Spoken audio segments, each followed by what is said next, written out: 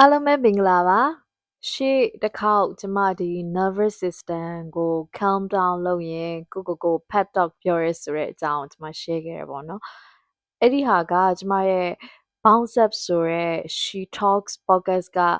episode နဲ့ဆင်တယ်ပေါ့နော်အဲ့ဒီမှာတော့အကျယ်ချုံးပြောထားရပေါ့နော်အဲ့တော့ဘာလို့ဖြစ်နေလဲဆိုတော့အခုတလောမှာကျမက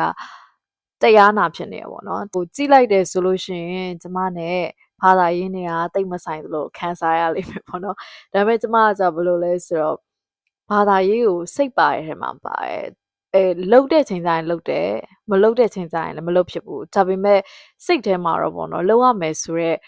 ဟာမျိုးရှိရဲအဲ့ဒါကလည်းဒီမိသားစုကပြိုးထောင်အဓိကအမေပေါ့နော်ပြိုးထောင်လာခဲ့တဲ့ဒီဘာသာရေးကိုလုပ်ရမယ်ဆိုရင်ငယ်တဲ့ကဘာမှတော့မသိအဲ့လို ATP တော်တို့တန်ဗုဒ္ဓတွေတို့ရွတ်ပြီးတော့ဗုဒ္ဓဘာသာဖြစ်လာခဲ့တယ်ပေါ့နော်အဲ့တော့မိဘကြောင့်မိယိုဖလာကြောင့်ဗုဒ္ဓဘာသာဖြစ်လာခဲ့ပြီမဲ့ at some point မှာကျမ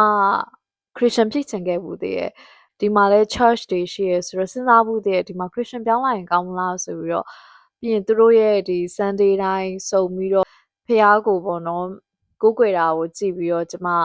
တခါတော့အားကျခဲ့ဘူးတည်းရဲ့ဒါပေမဲ့အချိန်ကြာလာတဲ့အချိန်မှာပေါ့နော်ပို့ပြီးတော့သတိထားမိတာကဗုဒ္ဓဘာသာရဲ့ teaching တွေပေါ့နော်အဲ့ဟာတွေကလက်တွေ့ဘဝနဲ့ပုံနှိစက်တယ်လို့ခံစားရတယ်အခုတလောကျမနားထောင်ဖြစ်နေတာကပါချုပ်ဆရာတော်ရဲ့တရားတွေကိုနားထောင်ဖြစ်တယ်သူပြောတဲ့တရားတွေကနိဗ္ဗာန်ရောက်ကြောင်းလေးလည်းပါတယ်နိဗ္ဗာန်ရောက်ကြောင်းတရားထားလိုက်ပေါ့နော်သူ့ရဲ့ဒီလူလောကမှာဘယ်လိုနေထိုင်ရမလဲဆိုတော့တရားတွေကတော်တော်နားထောင်လို့ကောင်းတယ်ပေါ့နော်နည်းနည်းထူးဆန်းတာကျမတို့ပေါ့နော်။ तू ကဖုန်းကြီးဖြစ်ပေမဲ့ပတ်စံရှာခြင်းကို तू အားပေးရယ်လူရယ်လို့ဖြစ်လာလို့ရှိရင်စားဝတ်နေရေးအတွက်ပတ်စံရှာရမယ်ဆိုတာနေစပြီးတော့လောကကြီးမှာဘလို့အခက်ခဲတွေကိုဘလို့ကြောလွှားမလဲဆိုတဲ့ပုံစံမျိုးကို तू ခေါ်တယ်ပေါ့နော်။အဲ့တော့ဒီပေါ့နော်ဖះကိုကိုးကွယ်လို့ဒီလိုဖြစ်မယ်